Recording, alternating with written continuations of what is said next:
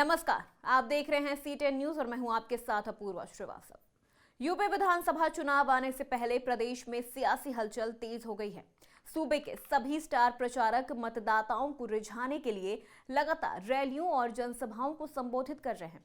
इसी बीच बहराइच के बल्हा में भारतीय समाज पार्टी के राष्ट्रीय अध्यक्ष ओम प्रकाश राजभर पहुंचे। सभा में उन्होंने कहा कि बीजेपी लाल और पीली टोपी से डर गई है। क्या है पूरा मामला, जानिए। बहराइच के बल्हा विधानसभा में सपा और सुभासपा के संयुक्त महापंचायत का आयोजन हुआ, जिसमें सुभासपा के राष्ट्रीय अध्यक्ष ओम प्रकाश राजभर ने बीजेपी पर जमकर हमला बोला।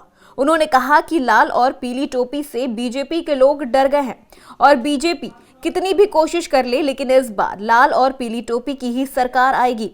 राजभर यही नहीं रुके, उन्होंने चुनावी सिंबल पर बोलते हुए कहा कि सरकार और चुनाव आयोग उनका कुछ नहीं कर सकते, सिंबल उनके पास ही रहेगा।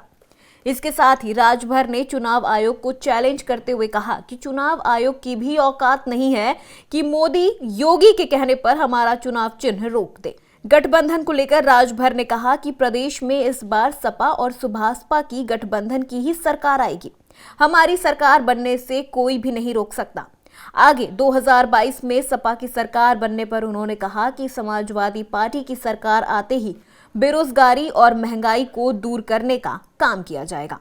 इसीलिए प्रदेश की जनता बीजेपी को नहीं बल्कि सपा के गठबंधन को वोट दे। उन्होंने आगे कहा कि प्रदेश की जनता योगी आदित्यनाथ के सांड से परेशान है। सभा होने के बाद अध्यक्ष जिला मुख्यालय के लिए रवाना हो गए। सभा में भारी संख्या में लोग मौजूद रहे।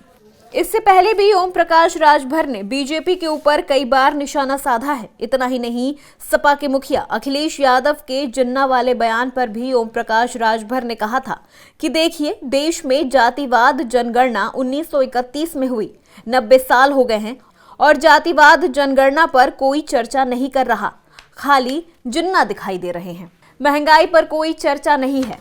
आज सामाजिक न्याय समिति की रिपोर्ट लागू करने की कोई चर्चा नहीं। नौजवान बेरोजगार हो रहा है, बेरोजगारी कैसे दूर हो, इस पर चर्चा नहीं हो रही है। हकीकत यही है कि जिन जिन महापुरुषों ने देश को आजादी दिलाने में योगदान दिया, उसमें जिन्ना का भी नाम है। अखिलेश जी ने कहा तो क्या गलत कहा। Bureau report, C10 news.